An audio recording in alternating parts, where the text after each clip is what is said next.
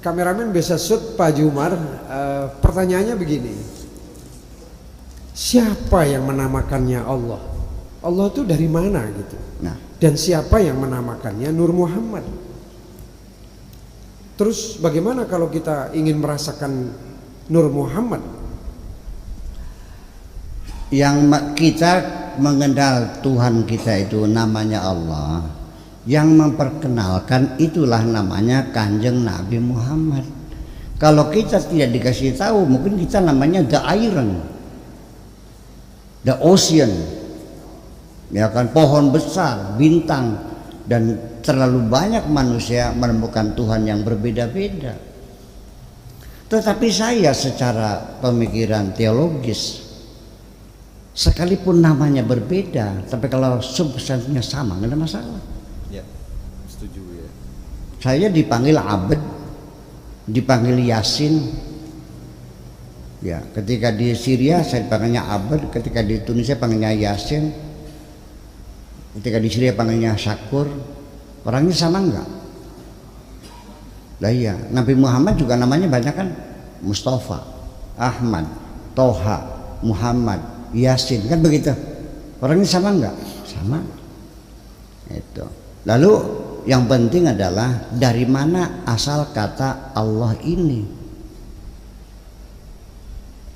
Orang menduga bahwa Allah itu minal mustaq, alam mustaq. Artinya dari kajian morfologi bahwa Allah itu berasal dari kata ilahun. Ilahun itu maknanya Tuhan. Nanti ada lagi Rabbun. Qul a'udzu birabbin nas, malikin nas, ilahin nas. Rabbun nas, malikun nas, ilahun nas. Nanti masing-masing kata itu punya aturan-aturan yang berbeda. Rabbun itu adalah sebagai pemilik. Ya. Ketika kita memanggil Tuhan, wahai Tuhanku, ya Rabbi, tidak pakai ya mutakalim. Ya Rabbi, nggak ada yang mutakalim, betul nggak? Tapi kalau dijamakan ya Rabbana ada nunnya. Kalau Rabbi enggak ada.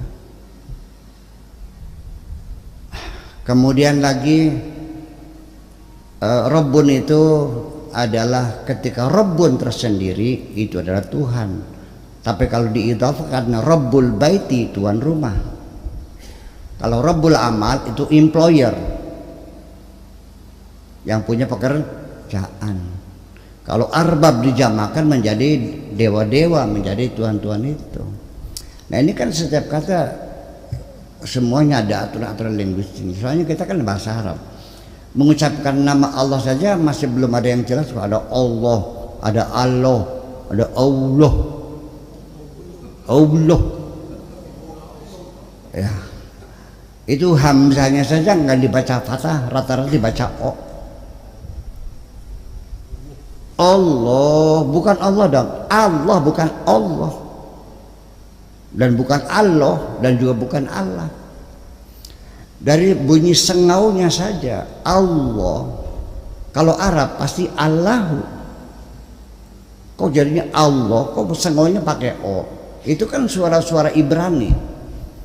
Makanya kita menduga bahwa lafzul jalalah itu, Allah itu bukan bahasa Arab, tapi memang dipinjam dari bahasa Ibrani. Allah kan begitu. Nah, lalu setelah namanya itu Allah, di agama-agama yang lain, agama yang samawi, agama langit, ini Tuhan mereka namanya juga ya Allah juga.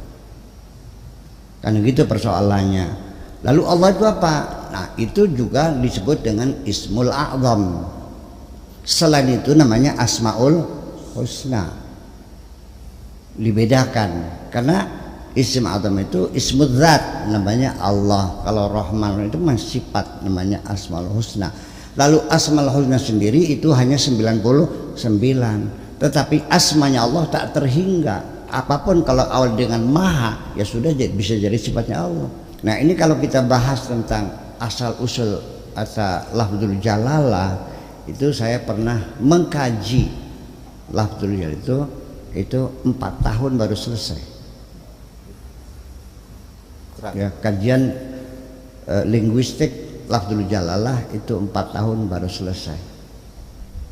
Artinya di situ diurai dari sisi morfologinya, psikolinguistiknya, dari sintaksisnya, dari filologinya, dari hermeneutikanya, dari dunia tersendiri lah, dan gitu. Itu baru selesai. Tapi saya kira untuk masyarakatnya tidak perlu terlalu mendalam semacam itu hanya untuk kajian-kajian akademis saja sesungguhnya mah. Ya kan begitu. Jadi jawabannya yang memperkenalkan Tuhan kita namanya Allah adalah Kanjeng Nabi Muhammad. Ya, berikutnya bisa tidak merasakan di Nur Muhammad, Bu ya? Kita ini bisa tidak merasakan Nur Muhammad? Ini bagaimana? Begini, ini anggapan orang ini, Allah itu sebelum mencipta alam semesta mencipta arwah-arwah manusia dulu. Setelah tercipta, nah baru diturunkan satu per satu. Nah, roh-roh yang dibikin oleh Allah sebelum alam semesta ini, yang tertua adalah rohnya Nabi Muhammad. Nah, setelah alam jadi, Nabi turun, nah dikeluarkannya terakhir. Itu. Jadi apakah roh manusia yang diciptakan Allah itu waktu belum bertempat di jasad dan belum turun ke bumi, ini masih banyak perdebatan. Sebab di dalam Al-Quran sendiri informasinya belum ada manusia. Hal ataka hinum minad dahri. Terus Lam yakun. Terus? Lam yakun syai'an madkur. hal ata Alal insan. hal ata ala hin minad dari terus alal insani hal ata al insani hin minad dari lam yakun syai'an madhkura. Tahukah engkau pada suatu fase tertentu di mana manusia belum disebut apapun, lam yakun syai'an madhkura, wa ja'alnahu min nutfatin amsyajin, baru kami buat dari air mani yang bercampur itu, ya kan, wa ja'alnahu sami'an basira, baru setelah itu bisa melihat, bisa mendengar. Jadi sebelum Allah menciptakan apapun, ya manusia juga nggak ada. Ada satu fase manusia tidak ada. Gitu. Adapun, nah ini kan terbentuk dengan hadis yang mengatakan laulaka ya Muhammad ma khalaqtul aflak. Hadis inilah yang membangun pemikiran bahwa roh-roh itu sudah ada pada zaman dahulu kala. Ini Al-Qur'annya bicara begitu, hal ata 'alal insani hinu minadari lam yakun syai'an madhkura wa khalaqnal insana min sulalatin amsyajin. Ya, terus nabtalih ya, wa ja'alna lahu sami'an wa ja'alnahu sami'an basira. Baru kemudian bisa melihat, bisa mendengar. Nah, jadi kalau hadis tadi, kalau bukan karena engkau tidak akan kuciptakan langit dan bumi, logikanya berarti kan lebih dahulu Nabi Muhammad di alam semesta ini. Nah, itulah yang mereka sebut dengan Nur Muhammad. Ini kan satu hipotesa yang sesungguhnya masih perlu diperdebatkan lagi. Kalau kita pada Al-Quran, ya lam yakun syai'an madhkur, ya belum disebut apapun belum disebut apapun. Itu saya kira seperti itu. Tetapi kita tidak menghalangi atau tidak menyalahkan orang yang menyebutkan ada Nur Muhammad itu. Jadi Nur Muhammad ini artinya, kalau saya menafsirkan dengan logika saya, ini menjadi sumber inspirasi bagi umat Muhammad, sekalipun sudah meninggal tapi cahayanya masih memberikan motivasi kepada kita. Ketika kita orang Cirebon bertempur, jangan macam-macam. Kamu kan turunannya Syekh Syarif semua, aku masih saudaraku, ngapain berantem? Nah, kita sekarang dengan Sudirman, dengan Bung Tomo, dengan siapa lagi, Cut Nyadin, macam itu kan menginspirasi.